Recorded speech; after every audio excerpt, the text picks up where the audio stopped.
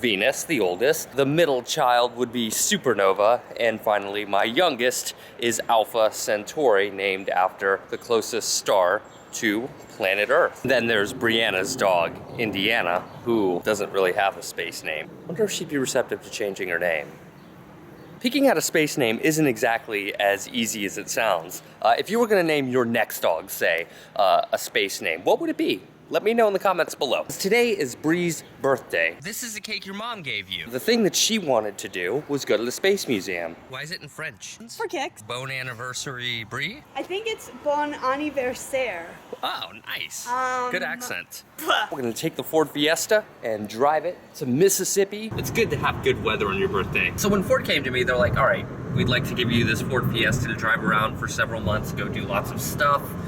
Video blog it, tell us about it. I was like, cool, that sounds like fun. I was doing it more for the experience. Now that I actually have the car though, it has, and I mean this, it's actually exceeded my expectations. It's just a very solid feeling car, it truly is. It's true. Next year, Ford is gonna give us one of those to pull the Fiesta with. So what do you think about renaming Indiana? You mean to a space name? That's what I love about GPS. I would have no way of knowing water was coming, so that's kind of cool. This place was built to test the Saturn V rocket in the 60s, which is by far the largest, most powerful rocket ever built by humanity. So we are here at the Infinity Science Center. Now we're gonna go take a look and see what it looks like. Here's a GPS compared to a 19th century sextant, which is how they aligned the stars. There's also an Apollo space boot compared to a 1st century Roman sandal. So this is a wheel for a lunar rover. Now this is interesting because just this morning I was reading an article about how the rover Opportunity on Mars just broke the record for extraplanetary roving. In 1970, we basically did 20-something miles on the moon, and then Opportunity's taken 10 years to break that record. If you can drive a Fiesta, you can do this. Come on. I hope. Okay, I released the brake, starting the engine. When you touch the push to start on the Fiesta, it actually starts. Just saying. My dad just texted me a happy birthday video. He played me on the piano, happy birthday.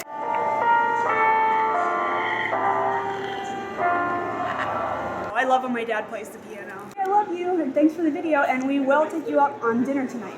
The capsule that they used from 68 to 72 for astronauts to go to and from the moon, an Apollo capsule. They have an actual Apollo 13 spacesuit. Which you'll recall is the one that was almost a disaster, where they had to make an emergency turnaround and come back to Earth. This looks like at least a loose replica of Mars Curiosity. It's to scale. We've come a long way since the little small rovers of Spirit and Opportunity, and even Pathfinder before that. From a very basic silhouette from like 50 feet away, he goes, oh, is that Curiosity?